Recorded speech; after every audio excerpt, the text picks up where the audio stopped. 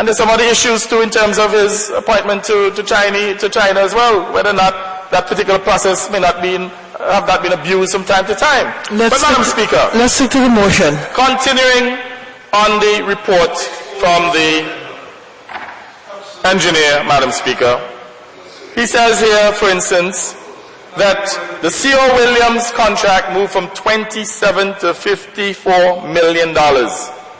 And according to him, this is concern, major concern, if not at a minimum curiosity, as to how this price has jumped from $27 to $54 million. And he says here that we ought to know what, how, and why they need to be examined.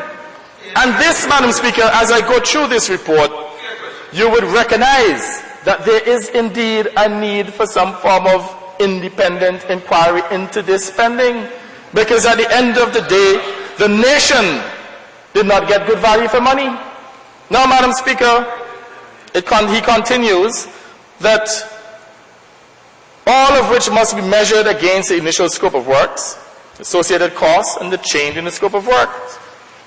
And he says too that there should be change or the documentation on the file to determine the accuracy and the appropriateness.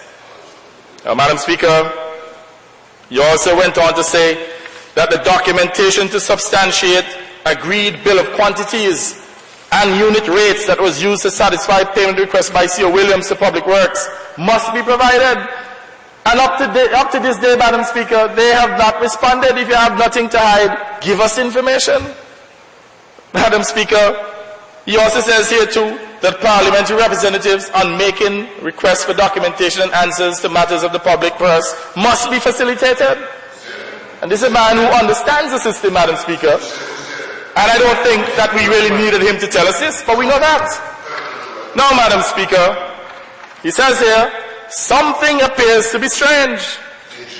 Namely, it was recognized that ground condition at specified depth was not suitable due to very poor soil. Madam Speaker, on a point of order.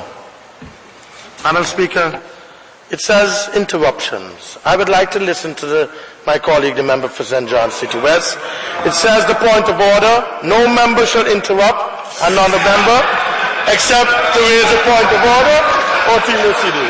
I would like to listen to my colleague. I am very interested in his presentation. Very interested, Madam Speaker. So please, could you let them know, Madam Speaker, to adhere to the standing orders? Please, Madam Speaker. Honorable members. Honorable members, you are making me laugh, really, on this matter of interruptions. Honorable member for St. Peter. Yes, Madam Speaker. You of all people. Yes, but Madam Speaker, I want to hear. I want to hear too, but as I said, okay. Rambling. So let us agree. Especially the one from Let us agree that the debate has not yet begun. The presentation is, honorable member, now you're interrupting me. Thank you. The debate, honorable members, all of you, the debate has not yet begun. No, he is moving his presentation. When I open the floor for debate, everybody will have his or her chance. Thank you. Thank you very much, Madam Speaker. Is that a point of order I'm taking? I'm not even too sure. This is not a point of order. Take your seats. No. Honorable AG, please take your seats. There is no such point. On that note, you may sit out the rest of the night. Thank you. Thank you very much. When I open the floor for debate, everybody will have a turn. Thank you very much. Anyway, Madam Speaker, the report continues. He says that something appears to be strange. Namely, it was recognized that ground condition at specified depth was not suitable due to very poor soil condition. One would have had to assume that an entire 7-mile stretch of road had bad soil. So this argument, Madam Speaker, by the Director of Public Works that there was bad soil condition. Our engineer is saying, hey, based on his report, the entire 6 or 7 miles of roads would have had to be bad. He went on to say, Madam Speaker, it would also mean that the depth to attain suitable soil was consistent. And this is his opinion. I do not believe that this is possible for the area and the length of road in question. Additionally, at what point in the course of the bill did C.O. Williams and the site engineer determine this? In other words, Madam Speaker, having done the soil testing a long time before they started construction, they ought to have known about the quality of the soil. Continues, Madam Speaker. A differentiation between established bill of quantity for roads and additional works must be clearly stated to ascertain the cost movement. And he shows here too, Madam Speaker, some photographs in which you actually seen rocks, what they excavated in some instances, or most instances for that matter, but actually rocks, not dirt or soil of bad quality, as how the Director of Public Works indicated. And this information is on the internet, where he took photographs showing that, hey, they had to actually cut through rocks. You want any better material than that? Now, Madam Speaker, the report continues. I am to assume that when the site engineer made substantial changes, it was with the consent and approval of certain individuals, to include the chairman of the coordinating committee, and it ought to have included the Director of Public Works. But as we said, Madam Speaker, the Director of Public Works was conveniently excluded. Now he says here, Madam Speaker, the Director's report begs the question how scheduling for the roads work was determined and why Public Works was unable to deliver its assigned portion of work on time to a project of national importance and priority. And as I said, Madam Speaker, almost a year before, we came to this Honourable House and literally prompted the government to get in a state of readiness. But yet still, they allowed everything to wait until last minute, to the extent that they had to enter into these bilateral contracts, and then apparently a few weeks before they said Public Works could not handle the work, and they increased the scope of work for C.O. Williams, in which they virtually doubled the contracted amounts. Now, Madam Speaker, the telling part of this particular report, which I'm just going to try and conclude, is that he has shown where we have had substandard work, Madam Speaker, where the sidewalk after less than a year were actually porous.